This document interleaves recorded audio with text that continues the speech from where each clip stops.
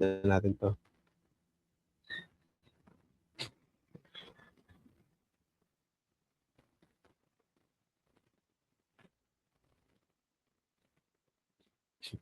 Ayan.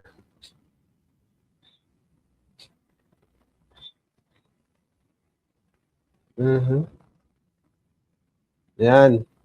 Ayan, topic natin. Bilyonaryo News Channel. Visibility, Tina Romualdez attend House plenary session. Bakit nandyan siya? Bakit bigla siyang nagparamdam noong may sinampang impeachment laban kay Sara Duterte? I don't know. Siguro. Baka magkakaroon ng di natin alam. Baka ito ba yung hudyat para bumalik siya bilang Speaker of the House? Baka bumalik siya bilang Speaker of the House, mag-iyakan na naman yung mga didilis. Di ba? Saan na ba yun?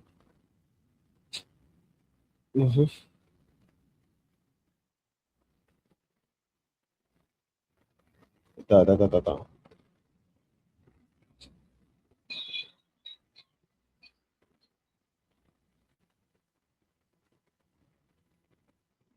Yan, ayan siya. Kaso wala itong sounds, guys,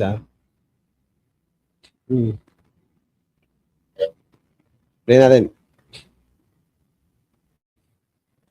Ito siya, nagpakita na siya sa Congress. Ayan, si Martin Romualdez. Daily Tribune. Ayan. Anong ibig sabihin yan? O, di ba?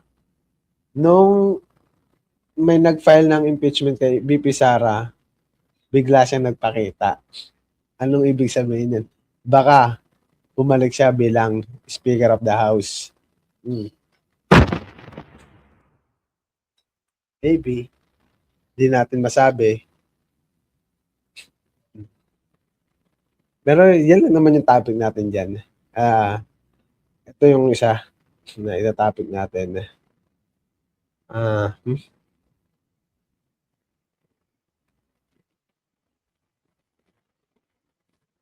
Saan na ba yung isa?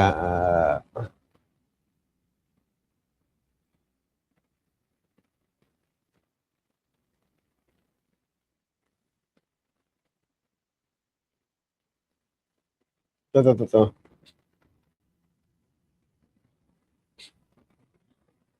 Ayan, Ba't may chat ako dito? Ba yan? May troll na nagchat dito sa akin. Inis ako Wait nga, ba may lumabas ulit Napayak ko yan Ayan siya na. Ayan. Sabi, fix na natin to. Ito ka to. Yan. Ito yung sabi ni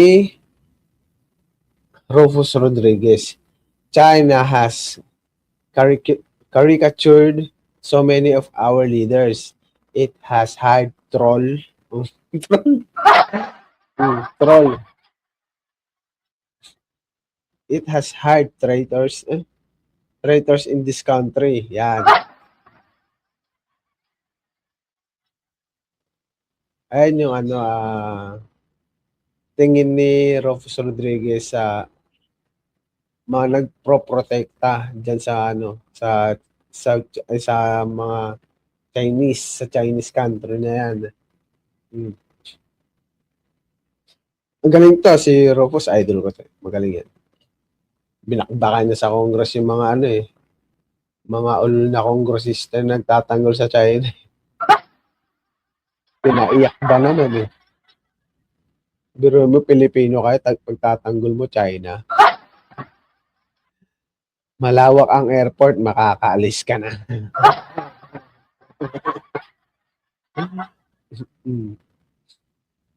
Hindi kayo makabayan, makapili kayo. Troll lang sabi dyan.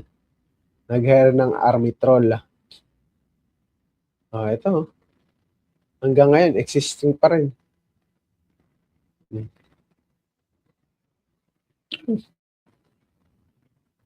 Tatay Pentabi.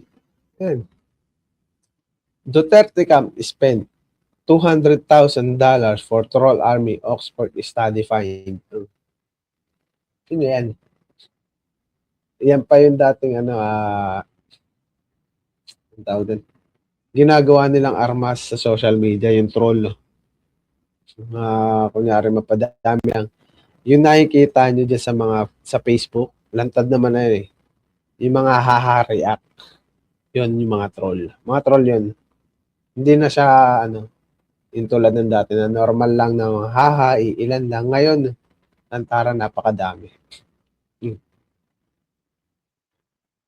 Tapos, remove. Ipagtatawanan tayo mamaya eh. Bago tayo mag-end.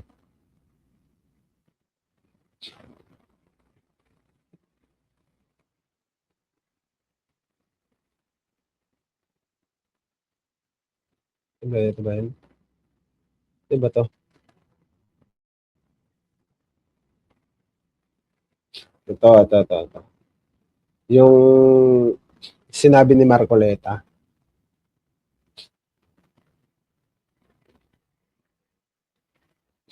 Ng mga taga-Pag-asa Island ang naging pahayag ni Senador Rodante Marcoleta na bitawan na lang o sa kanyang salita, i-give up ang Kalayaan Island Group.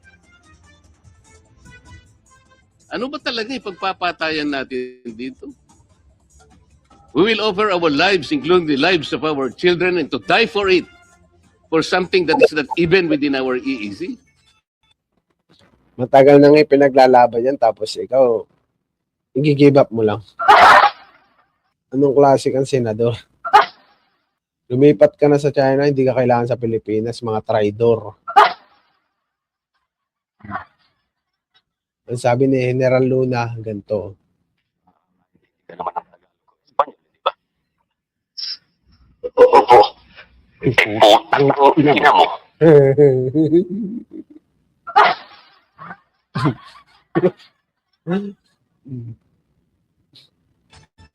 Ang gawin natin po para madali, i-give up natin yung KIG.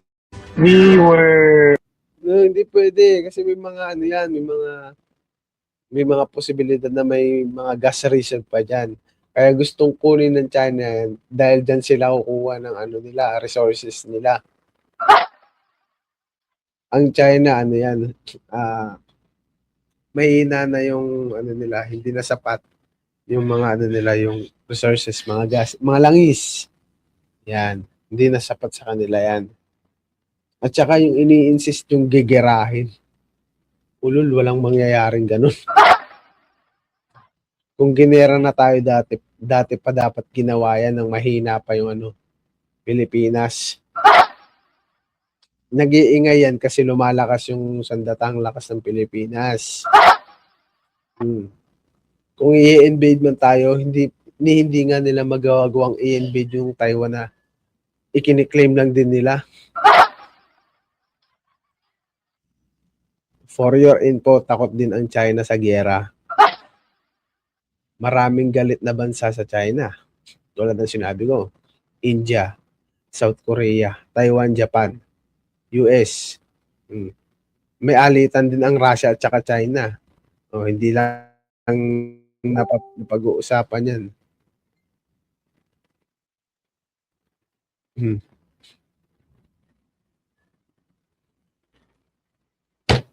Nakalive ako eh. Malabas tuloy. Yun.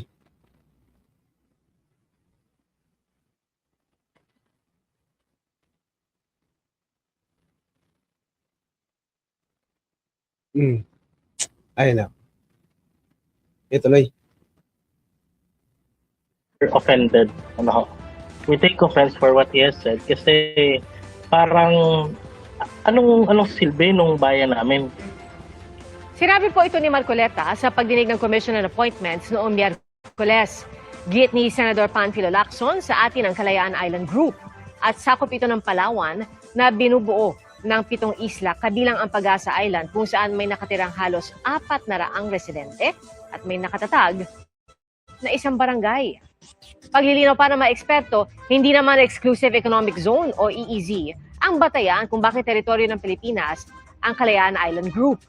Maraming batas na raw, mapa domestic at international, ang nagpatunay na teritoryo ito ng Pilipinas. Kaya atin yan ay matagal na nating na-occupy yan at trinato bilang parte ng ating bansa. Kinilala na at lahat, tapos sasabihin mo, ipapamigay mo? Anong klaseng kahibangan yan? You're following the Chinese position. Dapat mag-register ka as a foreign agent kasi you are echoing the position of China. Sa isang pahayag ngayong araw, iginiit ni Senador Marcoleta na hindi niya sinabing ipamigay ang Kalayaan Island Group. Sadyaan niyang pinaiikli ang konteksto ng kanyang sinabi sa pagdinig. Ayon kay Marcoleta, sinabi niya na para maisama sa International Hydrographic Organization ng West Philippine Sea ay kailangan magdeposito ng mapa sa United Nations para ipaalam sa buong mundo na inaangkin natin ang bahagi ng high seas kabilang ang Kalayaan Island Group. Anya, sinabi niyang hindi yan pwede dahil paglabag ito sa UNCLOS, maliban na lang kung isusuko ang Kalayaan Island Group para maresolba ang issue. Mga kapuso, Yan, binatikos nga si Marcoleta nung mga taga Kalayaan Group of Island, yung mga residente doon. Kasi matagal naman na kasi natin inuukan yung Kalayaan Group of Island yan. Sa tagal ng panahon na pinaglalaban niya ng gobyerno natin, pero i-give up lang ni Marcoleta. Wow! Ang tindi. Meron tayo papanoorin din.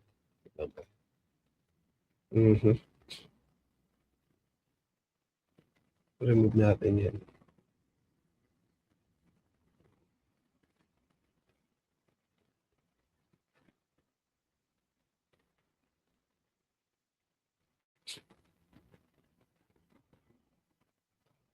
Yan.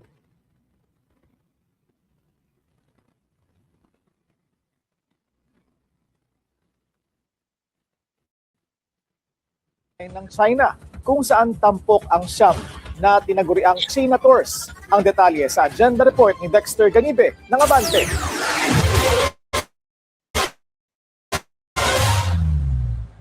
Lalo pang uminit ang debate sa internet sa isyu ng sigalot sa laot. Kumakalat ngayon sa social media ang isang larawan ng mapa ng South China Sea. Nakabalandra rito ang mukha ng siyam na tinaguriang senators na hindi lumagda sa Senate Resolution 256. Kinabibilangan ito ng magkapatid na Cayetano at sina Senators Bato de la Rosa, Bongo, Cheese Escudero, Rodante Marcoleta, Amy Marcos, Robin Padilla at Joel Villanueva. Nakalagay ang mga mukha sa mga iginuhit noon na 9-dash line ng China.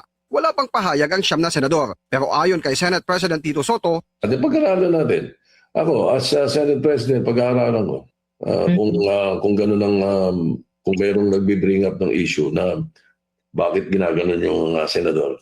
O dapat yung siyam ay pumalag. Di ba? Di, hanapin nila kung sino yung nag-upload. Di na mag-ano yan, di napapalagyan. Consistent yung mga yan eh. Mga dubuang. Tsaka hindi na makakapalag si Bato, nagtago na yun. Sino yung source, sino nag-upload, sino nag-invento. At kung nasasaktan sila no sa post na yun. tuloy sa regular session sa Lunes ang pagtalakay ng Senado sa Senate Resolution 256 na kumukondena sa ilang opisyal ng Chinese Embassy dahil sa umunoy pananakot at pambabastos nila sa ilang Pinoy officials na tumutuligsa sa pambubuli ng China sa West Philippine Sea. Sabi ni Espisoto, dapat noong Miyerkules ay ipapasa na nila ito kapag natapos ang pagtatanong ni Senate Minority Leader Alan Peter Cayetano. Pero hindi natuloy dahil sa pumalyang kudeta sa Senado. Pabor din si Espisoto sa one person, one account sa social media para mawalaan niya ang mga troll sa bansa. Katunayan daw ay mayroon na siyang panukalang batas para rito. Kailangan lang anyang makipag-coordinate ang gobyerno sa mga social media platform para malimitahan ang pagkakaroon. Sa akin, hindi man ako agree dyan sa sa one account, one policy, one account policy. Meron akong may personal account ako ng Facebook, may page, yun, dalawa. Pang talaga yung personal ko, pang family talaga yun. Tapos, meron naman kasing yung face recognition na, yung maggigilid-gilid ka ng mukha. Kung walang mukha, automatic, na yun, troll. Ang kaso nga lang, pwede rin siyang gamitin sa pag ilang beses nila pwedeng gamitin kasi face recognition lang naman eh. Re-recognize ka kung tao. Ganun. O ng mga multiple account ng isang individual. May bill ako sa Senate. Titingnan ko kung saan napunta. Meron akong idea kasi before this the Congress started. Sabi ko dapat anong platform sa internet. Kailangan one person, one account. Ubos yung mga troll. Dahil sa word war sa sigalot sa laot, dumarami raw ang coordinated online attacks laban sa Pilipinas at sa mga opisyal ng gobyerno na nagtatanggol sa karapatan ng Pilipinas sa West Philippine Sea. Para sa agenda, Dexter Ganibe, Abante. Manatili Yun. Doon na si Marcoleta, doon sumablay. So,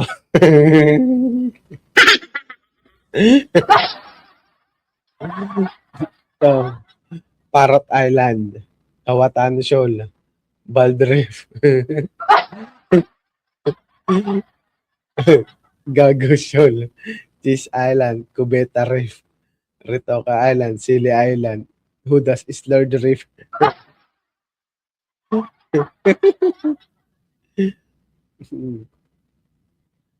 Yan, saka tanggol nyo sa China, kinikin ko kayo ng kapwa nyo Pilipino. Sayang to siya na senador, dapat pinapalitan to eh. Wala naman silbihan eh. Padala yan sa West Philippine Sea. So, guys, hanggang dito na lang. Maraming salamat. Pa-follow at like na lang po ng ating YouTube channel at pa-subscribe na lang po ng ating YouTube channel at kita-kita po ulit tayo bukas at maraming salamat and goodbye.